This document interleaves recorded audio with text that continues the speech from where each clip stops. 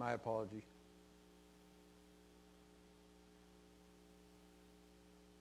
Good evening, everyone. Glad you're able to be with us this evening. We are back on a Wednesday night, and we are back in Genesis. We are in kind of the next section of the outline of the book, which is chapter 6 through 9. It's called the Great Flood. Chapter 6 through 7, this kind of talks about the corruption of humanity, how God instructs Noah to build the ark.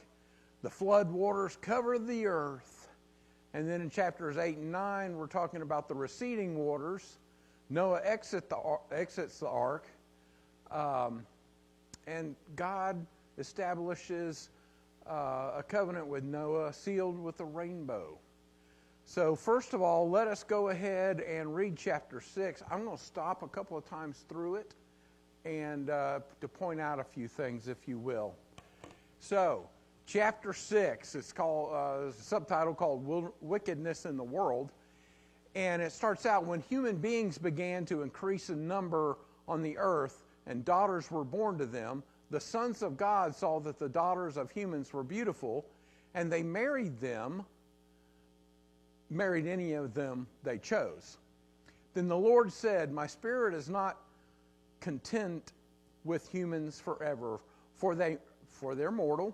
Their days will be 120 years. The Nephilim were on the earth in those days, and also afterwards.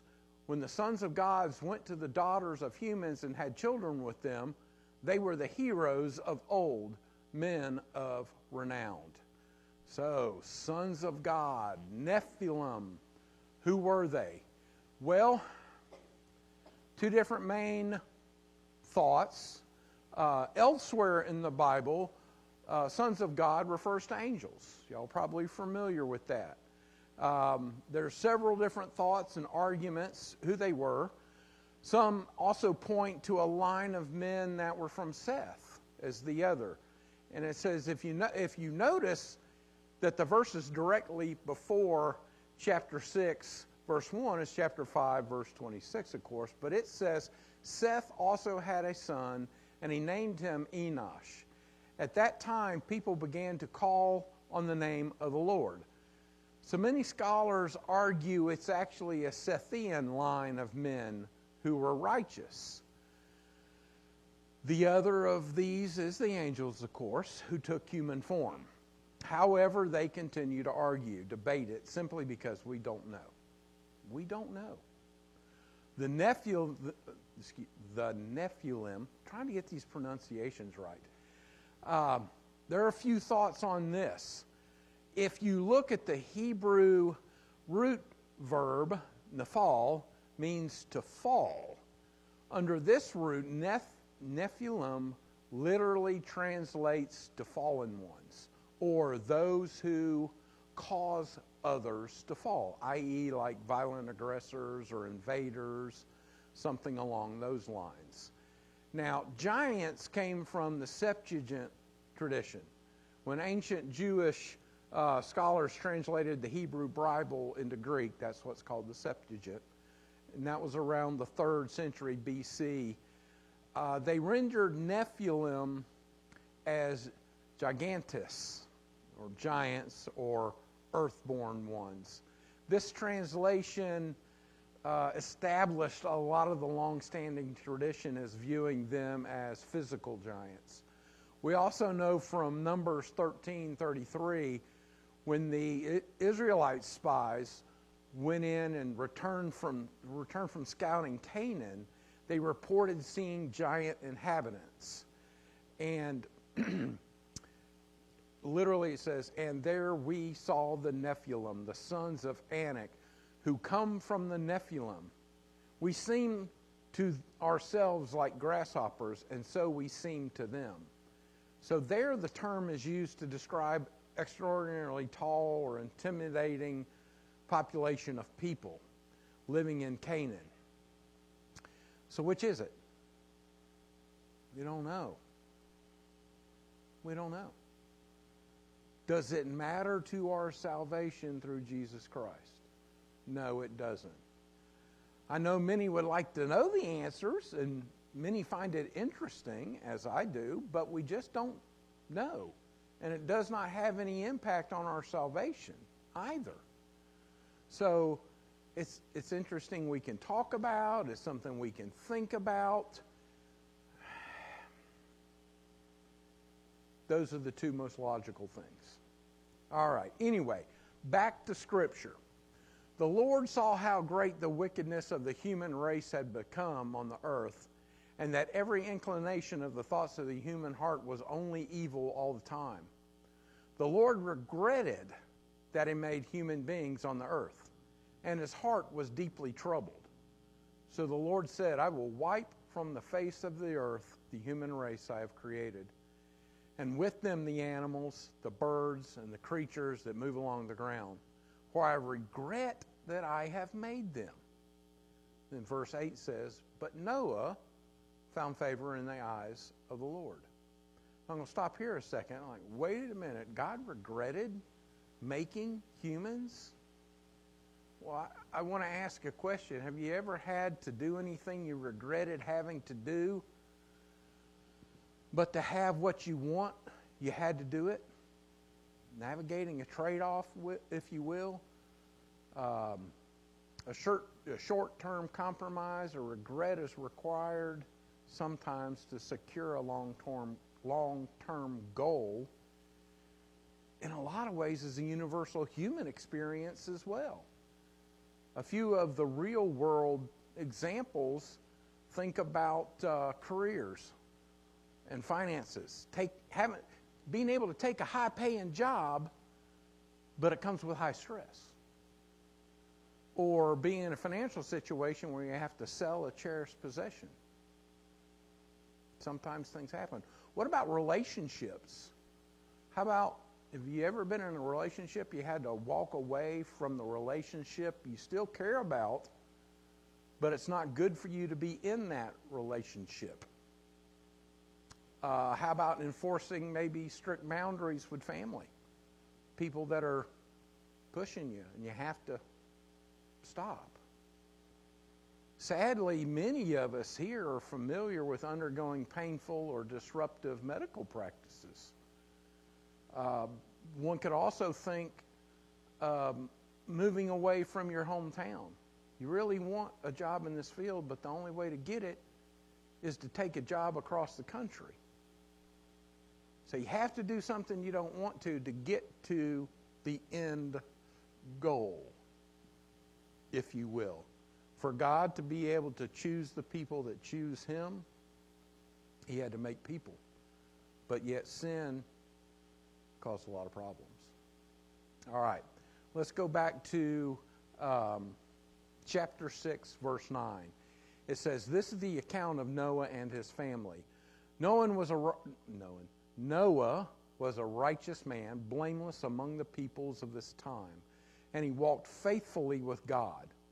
Noah had 3 sons, Shem, Ham, and Japheth.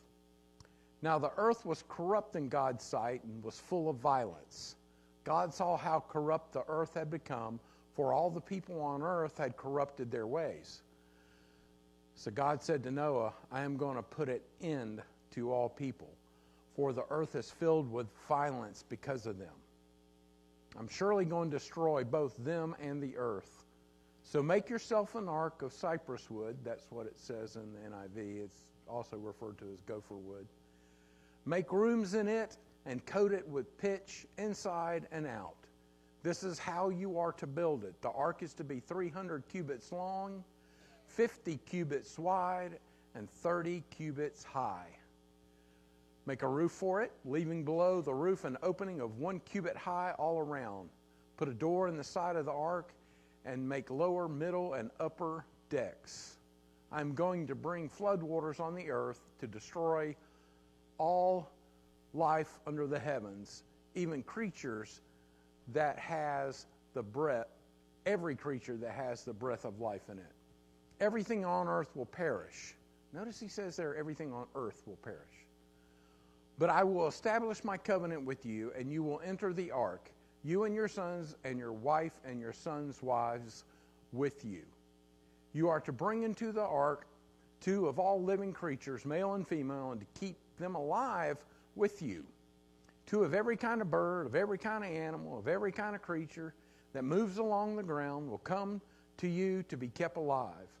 You are to take every kind of food that is to be eaten and store it away as food for you and them. Noah did everything just as God commanded him. Whoa. Okay, there's a lot to unpack there. But truthfully, Genesis 6 offers some insights into human nature, divine justice, the character of God.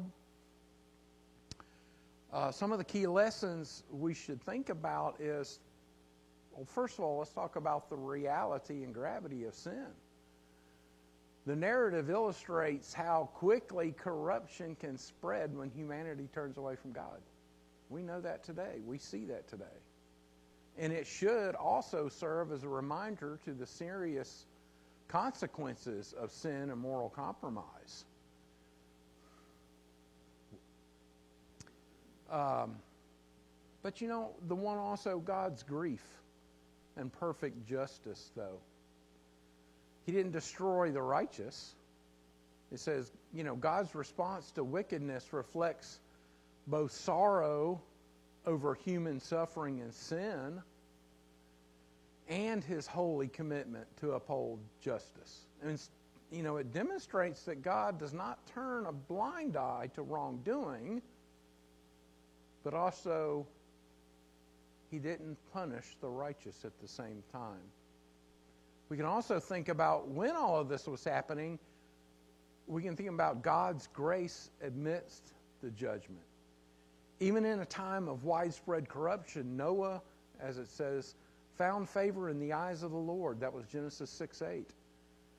This highlights God's tendency to extend mercy, thankfully, preserve a righteous remnant, which he always has, and to provide a path to salvation. But we also, when we stop and look at Noah, we also see faith expressed through his obedience. Noah's willingness to build the ark, despite the immense task. Think about how, it took him 100 years. And potential ridicule. He had to be ridiculed by the people.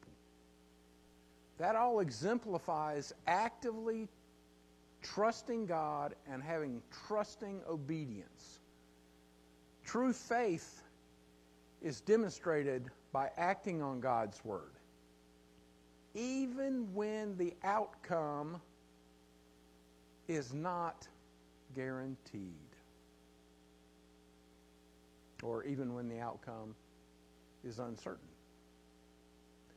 Taking the first step is also the most important part of the journey, right?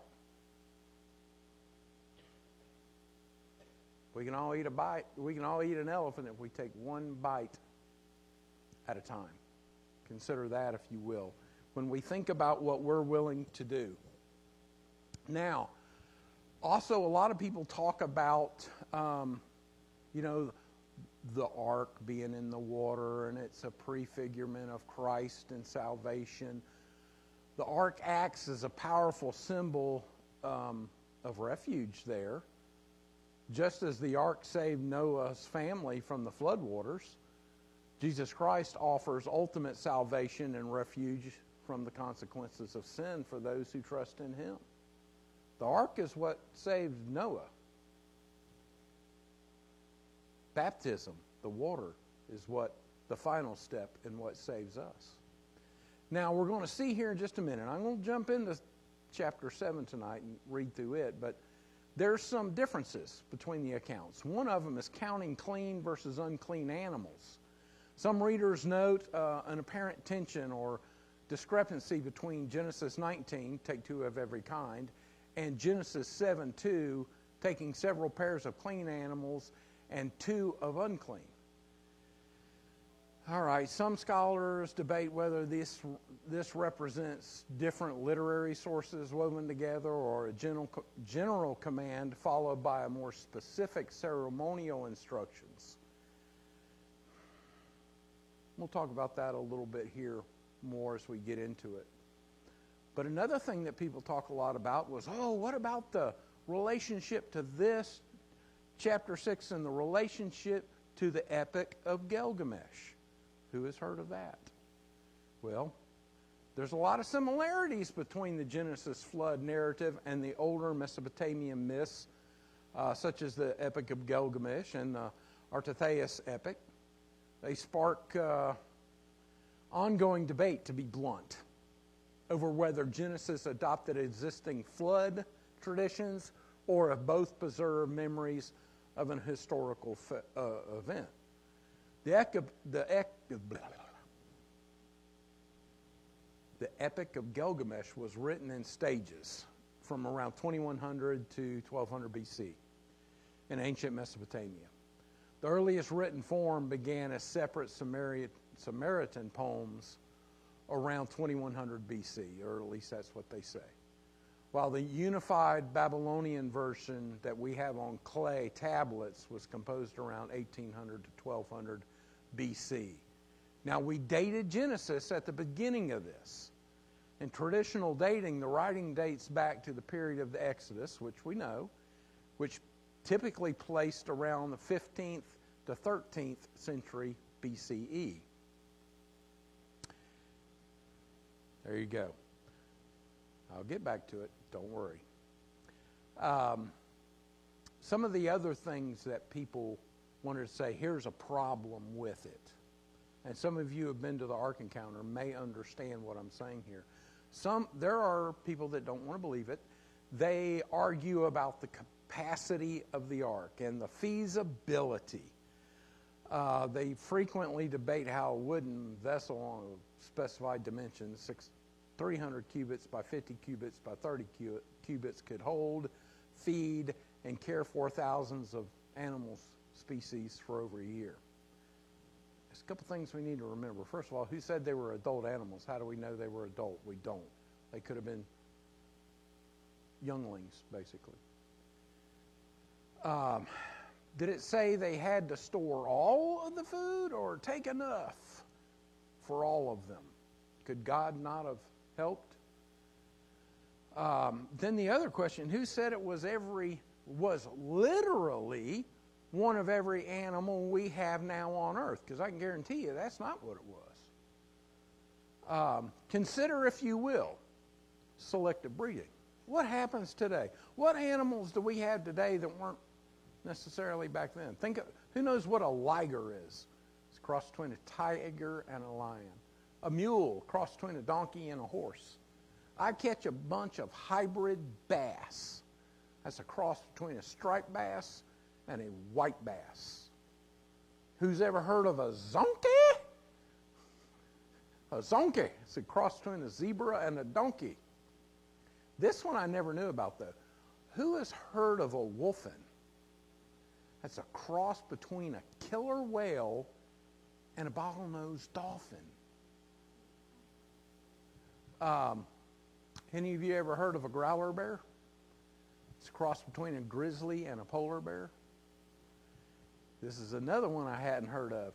How about a narluga? It's a cross between a narwhal and a beluga whale.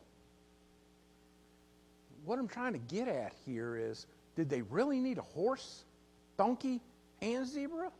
Or the genetic code needed to preserve all the animals that God wanted? If y'all know anything about the African antelope, did they really need every type of African antelope? There's a lot of them. Did they really need every type of bird? Did they need a house finch, a common finch, a goldfinch, and on and on and on, in that subspecies? Or just the correct species to survive and repopulate? You do realize that not every animal before the ark, because I'm sure some went extinct, and even after the ark is still present today in the world, because we've had animals go extinct. We have no idea how many animals have crossbred and started new types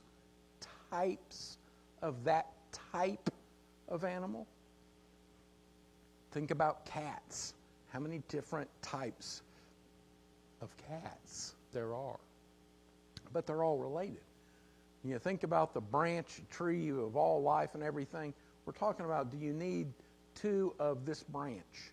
Not every animal on that branch. See, oftentimes people manipulate what the Bible says by either taking it too literal or not literal enough. And we have to be smart enough to use common sense when reading the Bible to know which we should be doing. That comes with context. That comes with reading more of the Bible. You know, I've said many times, most people don't understand the Bible because they don't read it. Let's move on to chapter 7. Chapter 7 starts out, "The Lord then said to Noah, 'Go into the ark, you and your whole family, because I have found you righteous in this generation. Take with you 7 pairs,'" that's what we were talking about, "'of every kind of clean animal, and a male and its female, and 1 pair of every kind of unclean animal, a male and its mate. And also 7 pairs of every kind of bird, male and female, to keep their various kinds alive throughout the earth. 7 days from now I will send rain on the earth for 40 days and 40 nights, and I will wipe from the face of the earth every living creature I have made.' And Noah did all that the Lord commanded him. Noah was 600 years old when the flood waters came on the earth. And Noah and his sons and his wife and his sons' wives entered the ark to escape the waters of the flood. Pairs of clean and unclean animals, of birds, and of all creatures that move along the ground, male and female, came to Noah and entered the ark, as God had commanded Noah. And after the 7 days, the flood waters came on the earth. In the 600th year of Noah's life, on the 17th day of the 2nd month, on that day, all the springs of the great deep burst forth, and the floodgates of the heavens were opened, and rain fell on the earth 40 days and 40 nights. On that very day, Noah and his sons, Shem, Ham, and Japheth, together with his wife and his wives, and the wives of his 3 sons, entered the ark. They had with them every wild animal according to its kind. Doesn't say every wild animal, but every wild animal according to its kind. All livestock according to their kinds, every creature that moves along the ground according to its kind, and every bird according to its kind, everything with wings. Pairs of all creatures that have the breath of life in them came to Noah and entered the ark. The animals going in were male and female of every living thing, and God had commanded Noah. Then the Lord shut him in. 40 days, the flood kept coming on the earth. And as the waters increased, they lifted the ark high above the earth. The waters rose and increased greatly on the earth, and the ark floated on the surface of the water. They rose greatly on the earth, and all the high mountains under the entire heavens were covered. The waters rose and covered the mountains to a depth of 15 cubits. Every living thing that moved on land perished. Every living thing that moved on land perished. Birds, livestock, wild animals, all the creatures that swam over the earth, that swarm over the earth, and all mankind. Everything on dry land that had the breath of life in its nostrils died. Every living thing on the face of the earth was wiped out. People and animals and the creatures that move along the ground and the birds were wiped from the earth. Only Noah was left and those with him in the ark. The waters flooded the earth for 150 days. Okay. Well, a couple of things I talked about we were going to touch on. The whole seven clean, 2 unclean, chapter 6, 2 of every type of animal. Have you ever started a project with someone and said, okay, this is what we're going to do? I can just see God going, This is what I need to do. What I need you to do. You're going to take 2 of all of them. Other words, talking about a male and a female, so they could repopulate. That's what he would have understood. You got to remember, it was 100 years from the time he told him to do this until he was talking to him in 7. Okay? Then he goes. Then he's more specific about it. My time as an engineer, I would often say, okay, guys, this is what we have to do. We're going to take out that wall and expand racks through here. And once we get all those racks in, we've got to put X number of channels in here.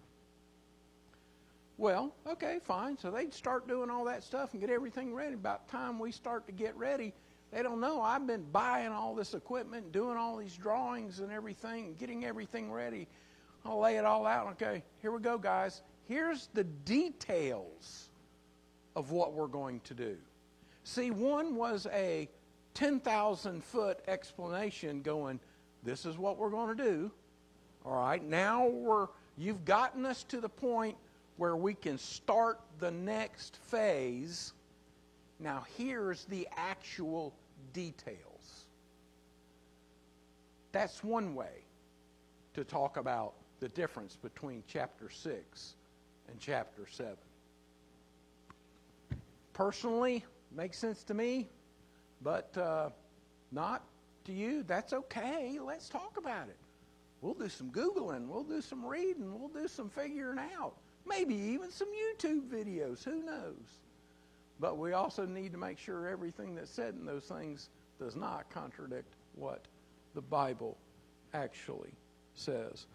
Now, I said earth several times there. Earth. On the face of the earth. I don't remember anywhere in the Bible it saying that Noah was to put some aquariums in the ark. You know, there are people that claim that all fish and everything in the ocean was wiped out. There was nothing left at all. No living creatures except for what was in the ark. We'll talk more about that. But why would they need to put them in the ark? They're already in the water. We don't know if that water was salt water. We don't know if it was fresh water. We don't know what it was. The springs of the deep burst forth. We don't know what it was. God can take care of it. Number 2, who here, I'm sure some of you know this and have heard this before and told this before. Can you imagine how freaked out the people were when it rained for the first time? You know, never said it rained until right here in chapter 7. As a matter of fact, it said everything was watered from a mist coming from the ground. After the springs broke forth, it says the heavens released. Can you imagine how freaked out they were with water falling from the sky? I wonder if Noah was up there in the boat going, hey, y'all, come up here. Look, water's falling from the sky. Could have been. But you know, people, that's what I mean by you need to. Here is one incredibly true statement. You have people that don't understand the Bible because they don't read it. Then you have people that don't understand the Bible, or they understand a little bit and are confused because all they do is read it. People who understand the actual Bible correctly study the Bible. That's the difference. We need to study the Bible, not just randomly read it, hoping stuff soaks in. You know, you can't put the Bible under your pillow and learn from, I don't know if that's called osmosis or what that's called, but you know, you can't just soak stuff in. You have to pay attention to what it says. You have to know what it says before it after it and everything else to sharpen your understanding of the Bible. And the only way to do that is to pay attention when you're reading it. And when you have a question, stop and figure it out or ask for help.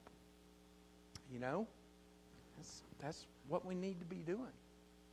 But that's it for this evening. We'll be in chapter 8 next week. I'm not sure we'll get through 8 and 9 next week, but we will start off in chapter 8 next week. I appreciate all of you being with us tonight. Love you all and hope you have a wonderful week. Good night, everyone.